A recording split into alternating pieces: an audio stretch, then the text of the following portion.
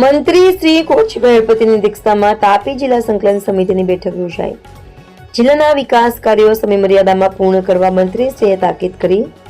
તાપી જિલ્લા કલેક્ટર કચેરીના સભાખંડ ખાતે રાજ્યકક્ષાના આદિજાતિ વિકાસ, શ્રમ, રોજગાર તથા ગ્રામ વિકાસ મંત્રી શ્રી કુંવરજીભાઈ હળપતિની અધ્યક્ષતામાં તાપી જિલ્લા સંકલન સમિતિની બેઠક યોજાઈ.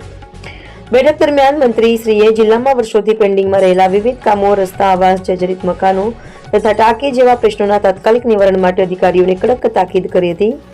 ગેરકાયદેસરના દબાણો તથા બાંધકામોને દૂર કરી અટકેલા કામો તાત્કાલિક ધોરણે શરૂ કરવા અને ધારાસભ્યો દ્વારા રજૂ થયેલા પ્રશ્નોનો નિર્ધારિત સમયમર્યાદામાં યોગ્ય ઉકેલ લાવવા સૂચના આપી હતી. વધુમાં જિલ્લાના વિકાસ કાર્યો સમયમર્યાદામાં પૂર્ણ કરવા મંત્રીશ્રીએ તાકીદ કરી હતી.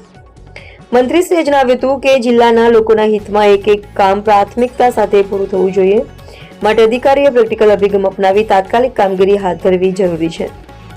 મંત્રીશ્રીએ નવા વર્ષની કામગીરી તાત્કાલિક શરૂ કરવા, પૂર્ણ થયેલા કામોની યાદી બનાવી તેમના લોકાર્પણ માટે જાણ કરવા તથા તમામ વિભાગોએ સમયસર આયોજન પૂરું કરવા ખાસ સૂચના આપી હતી.